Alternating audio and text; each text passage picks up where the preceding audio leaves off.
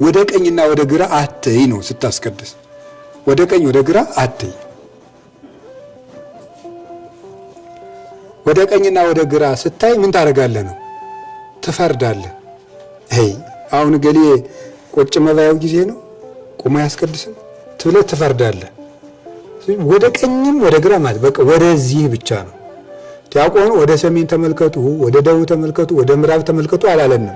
ወደ የት ተመልከቱ ነው ያለን? ወደ ምስራቅ ተመልከቱ ነው። በቃ ወደ መቅደስ ተመልከት ነው ያለው እንጂ ወደ ሰሜን፣ ወደ ደቡብ፣ ወደ ምናምን አላለም። ወደ ምዕራብ አላለም። ወደ ክርስቶስ ብቻ ነው ሰው የሚመለከተው። ስለዚህ ቀኝና ግራ ገሌ ምን ላይ ቁጭ አለ፣ ገሌ ምን ለብሶ መጣ፣ ገሌ ምን አይባልም። ፈጽሞ ወደ ሰው ቤተክርስቲያን ውስጥ ከገባ ቤተክርስቲያን ውስጥ ቆሞ ስዕሎቹን እያየ ይጨርሳል እንጂ ቀኝና ግራን አለመመልከት ይገባል። ሁላችን ስርዓት አስከባሪ ደግሞ አንሁን።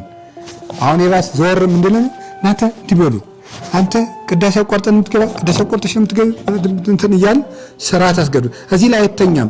ቁጭ ዝም በሉ። እግዚአብሔር ያስተምረዋል። ወይ ዲያቆናዊት ብትሆን ያው ዛሬ ቀረ እንጂ ዲያቆናዊት የምትባላለች በሴቶች የምትሾም ማለት ነው። ዲያቆናዊት የምትባል 60 ዓመት የሞላት ሴት ናት የምትሾመው። ሊቀ ጳጳሱን የሚሾማት ዲያቆናዊት ገሌ ብሎ በቃሉን የሚሾማት እጅ አይጭንባትም።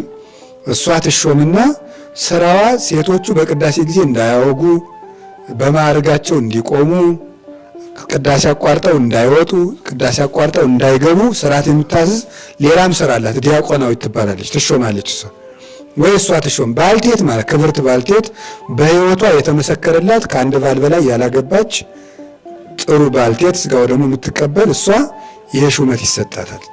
ከዚያ በኋላ እሷ ቁጭ ብላ ታስተባብራለች። እናንተ በዚህ ግቡ በዚህ ወጡ ትላለች ማለት ነው። ከዚያ ውጭ ግን ሁሉ አስተባባሪ ከሆነ የወፍ ማህበር መሆኑ ነው። ሁሉ ያወራል፣ ከዚያ በኋላ ስርዓት ይበላሻል። ስለዚህ ላስተካክል ብላችሁ ወደ ጎኝ ወደ ግራ አትበሉ። ቤተ ክርስቲያን ውስጥ ደግሞ ርስት ደግሞ አታብጁ፣ ጥሩ አይደለም።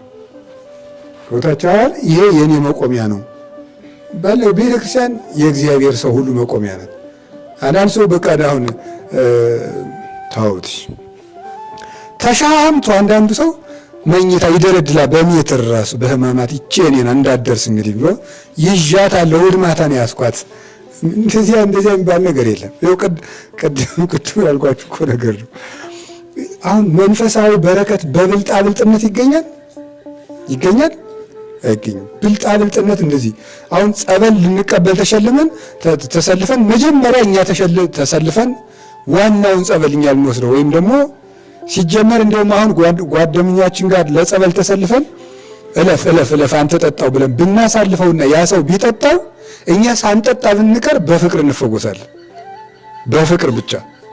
ስለዚህ ቤተ ክርስቲያን አኮ ለዘሮጸ ወኢ ለዘበደረ አላ ለዘሐረዮ እግዚአብሔር ለሮጠ ለቀደመ ለተሽቀዳደም አይደለም፣ እግዚአብሔር ለመረጠው ነው እንጂ ብሏል ቅዱስ ጳውሎስ።